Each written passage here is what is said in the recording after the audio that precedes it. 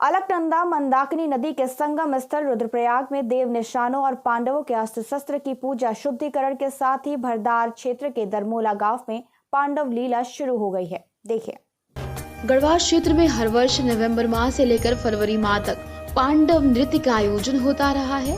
प्रत्येक गांव में पांडव नृत्य के आयोजन की अलग अलग परंपराएं हैं। कहीं 5 तो कहीं 10 वर्षों तक पांडव नृत्य का आयोजन होता है। लेकिन जिले का भरदार क्षेत्र की ग्राम पंचायत दरमोला एकमात्र ऐसा गांव है जहां प्रत्येक वर्ष एकादशी पर्व पर देव निशानों के साथ मंदाकिनी व अलकनंदा के तट पर गंगा स्नान के साथ पांडव नृत्य शुरू करने की परंपरा है। इस गांव में ये परंपरा सदियों से चली आ रही है। जानकार बताते हैं कि स्वर्ग जाने से पहले भगवान कृष्ण के आदेश पर पांडव अपने अस्त्र शस्त्र पहाड़ में छोड़कर मोक्ष के लिए स्वर्गारोहणी की ओर चले गए। जिन स्थानों पर ये अस्त्र छोड़ गए थे उन स्थानों पर विशेष तौर से पांडव नृत्य का आयोजन किया जाता है। इन्हीं अस्त्र शास्त्रों के साथ पांडव नृत्य करते हैं। केदार घाटी में पांडव नृत्य अधिकांश गांवों में आयोजित किए जाते हैं, लेकिन अलकनंदा व मंदाकिनी नदी के किनारे वाले क्षेत्र में पांडव नृत्य अस्त्र शस्त्रों के साथ की जाती है। जबकि पौड़ी जनपद के कई क्षेत्रों में मंडार के साथ यह नृत्य भव्य रूप से आयोजित होता है। नृत्य के दौरान पांडवों के जन्म से लेकर मोक्ष तक का सजीव चित्रण किया जाता है।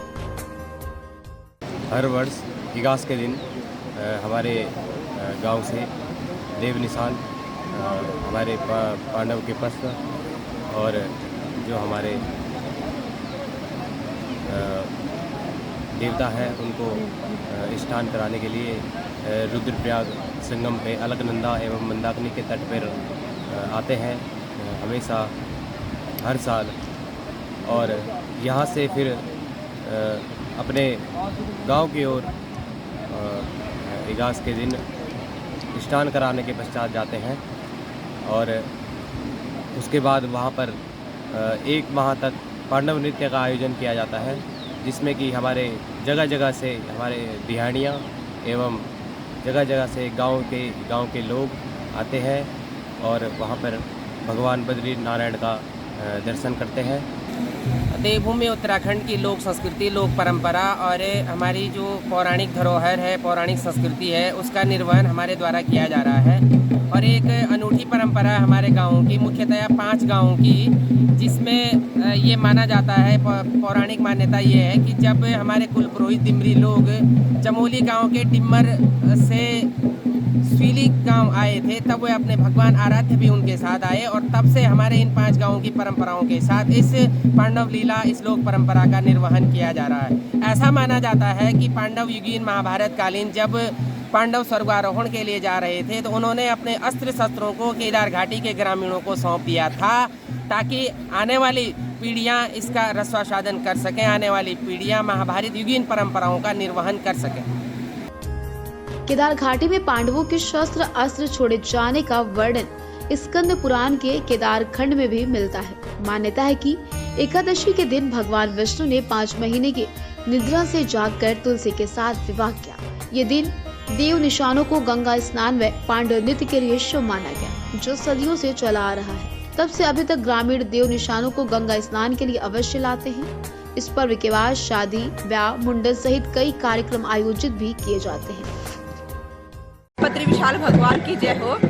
आप जैसा देख रहे हैं कि बद्री नारायण देवता रुद्रप्रयाग घाट पे आ चुके हैं और एक पौराणिक कथा है, मैं आपसे बताना चाहती हूँ कि देवता का महात्म्य क्या है, क्यों वो यहाँ पे आते हैं और क्यों ये परंपरा वर्षों से चली आ रही है। आषाढ़ मास के प्रारंभ होता है देवशयनी एकादशी और आज देवोत्थान एकादशी है। 4 माह नारायण क्षीर सागर में विश्राम करते हैं और 4 वर्षों के पश्चात जो इष्ट देव भगवान नारायण बद्री विशाल है, जो आप नीचे प्रत्यक्ष रूप में देख रहे हैं, वो 4 वर्षों के पश्चात आज देवोत्थान एकादशी के दिन देवता जागृत होते हैं। सारे मंगल कार्य होते हैं, चहुं दिशाओं में हर कुछ जो हम लोगों के मंगल कार्य करने होते हैं, विवाह का होता है, मुंडन इत्यादि होता है, जो हिंदू सनातन धर्म परंपरा का जितना भी कार्यक्रम है वो आज से प्रारंभ किए जाते हैं। और ये न जाने कितने वर्षों से ये परंपरा चली आ रही है। और जैसा कि आप लोगों को प्रतीत हो रहा है, आप देवी देवताओं को इस संगम के पास स्पष्ट रूप से आप देख रहे रहे हैं। ये भगवान नरसिंह भगवान जी हैं जिन्हें बद्रीनाथ कहते हैं, और बद्रीनाथ जो है टिमरियों का इष्ट भगवान है। उनके साथ जो चामुंडा देवी, प्रयाग की देवी जिसे उमा देवी के नाम से जाना जाता है, आप लोग उनको प्रत्यक्ष देख सकते हैं। और देवताओं के जितने देखभाल हैं, क्षेत्रपाल है, वो सभी देवता यहाँ घाट पे स्नान करने के लिए आते हैं। स्नान के पश्चात वो अपने गाँव को चले जाएंगे। बड़े प्रेम से